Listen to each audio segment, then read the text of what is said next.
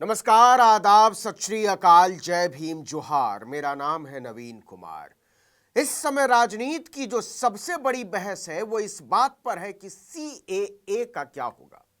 मतलब क्या इस पर रोक लगने की या इसके रद्द किए जाने की दूर दूर तक कोई संभावना है।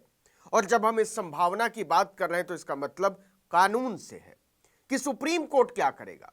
जिस तरह से सुप्रीम कोर्ट ने इलेक्टोरल बॉन्ड को असंवैधानिक करार देते हुए सरकार और स्टेट बैंक ऑफ इंडिया को फटकार लगाई है, उसके बाद सीएए की संवैधानिकता पर उठे सवालों पर सुनवाई की उम्मीद बढ़ गई है।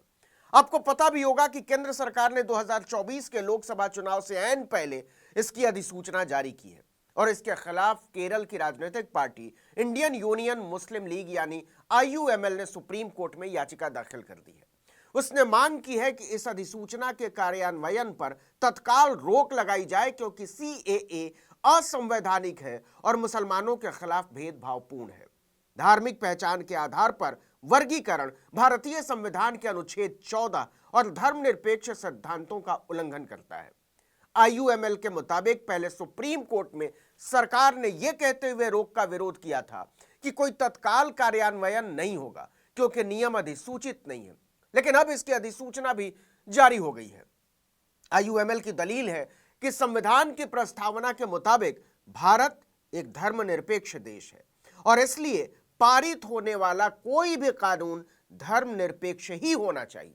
लेकिन सीएए मुस्लिम प्रवासियों को अलग करता है और केवल हिंदुओं, सिखों, बौद्धों, ईसाइयों, पारसियों और जैनियों को नागरिकता देता है। इसलिए यह असंवैधानिक, भेदभावपूर्ण, मनमाना और अवैध है। इस पर सुनवाई और फैसले का हक तो सिर्फ सुप्रीम कोर्ट को है, लेकिन जिस सवाल पर इस मुल्क के लगभग 25 करोड़ आबादी की नजरें टिकी हुई हैं वो ये है कि सीएए को असंवैधानिक करार दिए जाने की कितनी उम्मीद है और इसके पक्ष में क्या क्या दलीलें हो सकती हैं। आपको पता ही होगा कि 2019 में यह कानून आया था। इसके बाद से ही सुप्रीम कोर्ट में याचिका की झड़ी लग गई थी। इंडियन यूनियन मुस्लिम लीग यानी आईयूएमएल ने सबसे पहले 2020 की शुरुआत में ही नागरिकता संशोधन कानून को सुप्रीम कोर्ट में चुनौती दे डाली थी।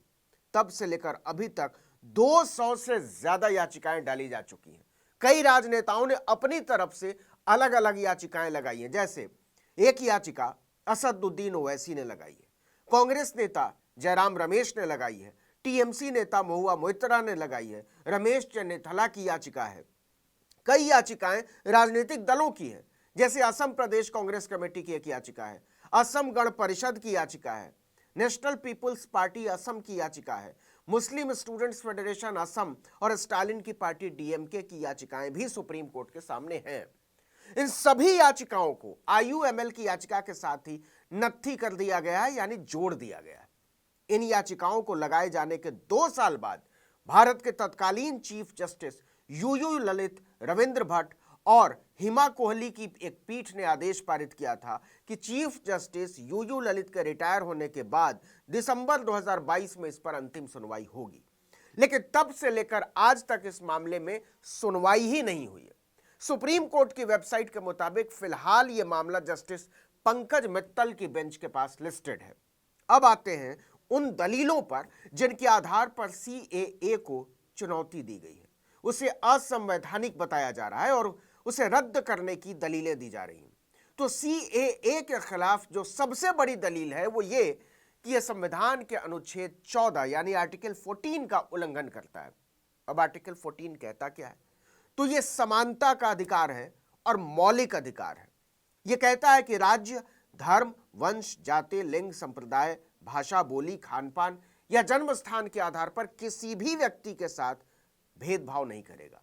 इतना ही नहीं, अनुच्छेद 14 राज्य को आदेश देता है कि वो किसी भी व्यक्ति को कानून के सामने समानता के अधिकार से वंचित नहीं कर सकता और ना ही कानूनों के समान संरक्षण से इनकार कर सकता है। याचिकाकर्ताओं की दलील है कि अवैध प्रवासियों की पहचान के नाम पर असम में लाया गया राष्ट्रीय नागरिक रजिस्टर यानी एनआरसी और सीएए असल में मुसलमानों को निशाना बनाने के लिए लाया गया है। आपको पता ही होगा कि दिसंबर 2019 में संसद में नागरिकता अधिनियम 1955 में एक संशोधन किया गया था जिसमें पाकिस्तान, अफगानिस्तान और बांग्लादेश से 31 दिसंबर 2014 से पहले भारत आने वाले हिंदू, सिख, बौद्ध, जैन, पारसी या ईसाई 6 समुदायों के घुसपैठियों को भारत की नागरिकता देने की बात की गई है। गौर कीजिए, तीनों मुस्लिम बहुल देश हैं, इसमें मुसलमानों को शामिल नहीं किया गया। 6 धर्मों में 11 मार्च को सरकार ने 39 पन्नों का एक गजट नोटिफिकेशन जारी करके नागरिकता हासिल करने के लिए नियम भी तय कर दिए। इसमें लिखा हुआ है कि नागरिकता के दावे को पेश करने के लिए कौन कौन से कागज चाहिए और क्या क्या कार्रवाई होगी। एक पोर्टल पर इसके लिए आवेदन भी मंगाए जाने लगे। इसी को लेकर बवाल मचा हुआ है और इसी पर रोक लगाने के लिए सुप्रीम कोर्ट में याचिकाएं लगाई गई हैं।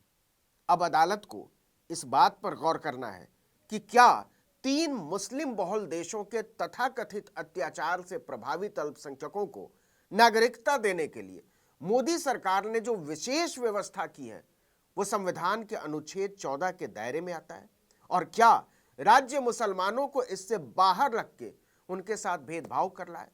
जो सरकार की दलील है वो ये कि आर्टिकल 14 सिर्फ भारतीय नागरिकों पर लागू होता है और CAA भारतीय नागरिकों के लिए है ही नहीं, ना ही इससे उनके अधिकार प्रभावित होते हैं। सरकार ने यह भी कहा है कि मुसलमानों को अत्याचार प्रभावित अल्पसंख्यकों के समूह से इसलिए बाहर रखा गया है कि पाकिस्तान, अफगानिस्तान और बांग्लादेश तीनों इस्लामिक देश हैं जहां मुसलमान बहुसंख्यक हैं।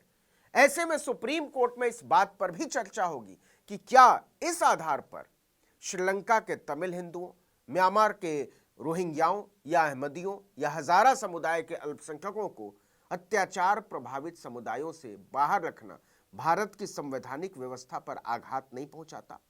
और अगर सुप्रीम कोर्ट को लगता है कि इस तरह का भेदभाव गैर जरूरी, मनमाना या संविधान की मूल भावना के खिलाफ है तो वो इसे रद्द कर सकता है। सुप्रीम कोर्ट को तय करना है कि क्या नागरिकता की पात्रता के लिए धर्म को आधार बनाना धर्मनिरपेक्षता के सिद्धांत का उल्लंघन है, जो कि भारत के संविधान का बुनियादी और केंद्रीय तत्व है। लोगों की उम्मीदें इसलिए सुप्रीम कोर्ट से बहुत ज्यादा बढ़ी हुई हैं कि पिछले दिनों उसने इसी आधार पर मोदी की लाई हुई चुनावी बॉन्ड की योजना को रद्द कर दिया था कि यह तर्कहीन, मनमाना और संविधान के सिद्धांतों के खिलाफ था, असंवैधानिक था। यह लोगों के जानने के अधिकार का अतिक्रमण करता है। ऐसे में कुछ भी हो सकता है और यही सोच सोचकर सरकार की धड़कनें CAA को लेकर भी बढ़ी हुई है। लेकिन यह भी सच है कि जल्दी में कुछ नहीं होने वाला। देखिए, इलेक्शन बॉन्ड पर फैसला आने में 7 साल लग गए तो CAA पर तभी सुनवाई ही शुरू नहीं हुई, लेकिन बहस तो शुरू हो चुकी है और 2024 के चुनाव से पहले यह बहस और तेज होगी, ये तय है। इस वीडियो में इतना ही, लेकिन आर्टिकल 19 इंडिया को आपने सब्सक्राइब नहीं किया है तो जाइए यूट्यूब पर, आप देख ही रहे होंगे, फौरन सब्सक्राइब कर दीजिए। अपने आसपास के लोगों से कहिए, ज़्यादा से ज़्यादा लोगों को आर्टिकल 19 इंडिया के यूट्यूब पेज से जोड़िए। हमारा ट्विटर हैंडल है आर्टिकल 19_इंडिया और मेरा ट्विटर हैंडल नवीन जर्नलिस्ट। नमस्कार।